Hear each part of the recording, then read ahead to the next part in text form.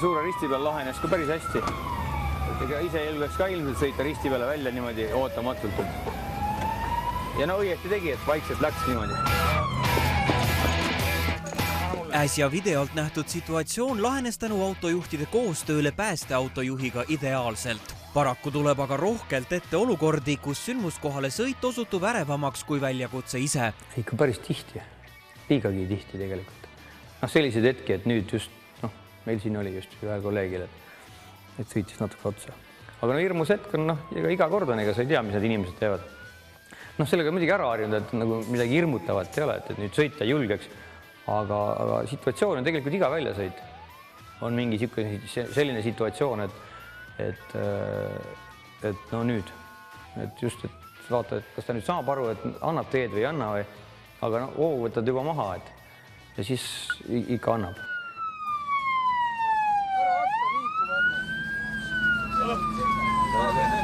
Päästeautos oleva pardakaameraga filmitud materjalidelt on kenasti näha juhtumeid, kus autojuhid ei taha sugugi suurest punasest lärmavast masinast välja teha. Huvitaval kombel tekitavad 15 aastat päästeametnikuna tööd rüganud mehe sõnul kõige rohkem ärevaid momente kaskadöörigeeniga jalakäijad.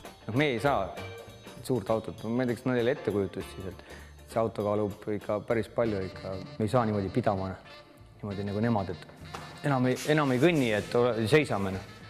Ja just see suvel ei ole nii hull, aga talvel, et see võtab nagu kõik maha, et tega ise ka nagu kardad, et mis sellest jalakäijast saab siis, kui suur auto otsa.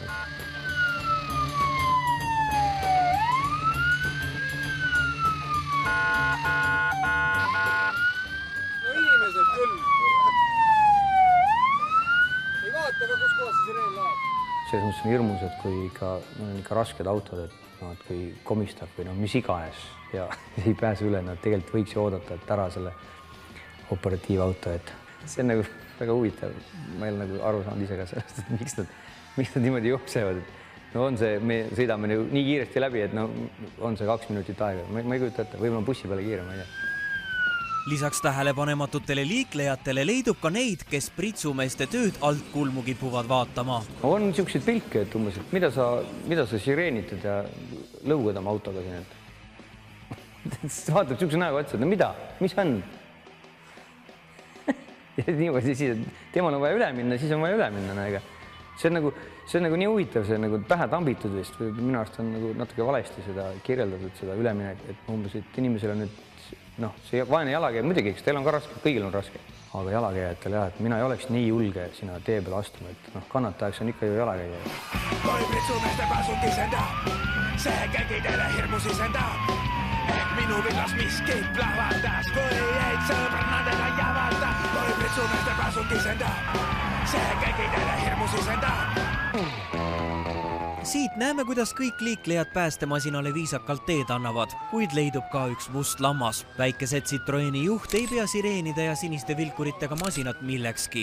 Kes siis on põhiliselt need segadusse sattunud juhid? Vist on isegi naisi nagu rohkem, et võib-olla nad satuvad nagu paanikasse hetkeliselt, et mitte et naised halvad juhid oleks, mitte seda, aga võib-olla see, et lihtsalt satuvad paanikasse. Ma olen statistikat teinud muidugi, et kes nüüd rohkem, on ka muidugi mehi, kui ma sõitsingi selle veepütiga sõitsin, siis üks mees arvas, et teeb niisuguse lühikese pidurdusega vendana, et peatab niimoodi kinni, tal oli Anna teed märk ja mina tulin suure pütiga, et ma ei saanud tõesti aru, et kas ta nüüd peatab või mis ta teeb, et tuli niisuguse hoogari, tuli ristile välja ja siis niimoodi sujuvalt pöördus ja siis vaatas otsa, et mis siis on, mis nüüd on, mis sa vaatad meid niimoodi, et ma andsin sulle teed ja, aga mul on seal 20 tonni ja tal on 2 või veel vähem.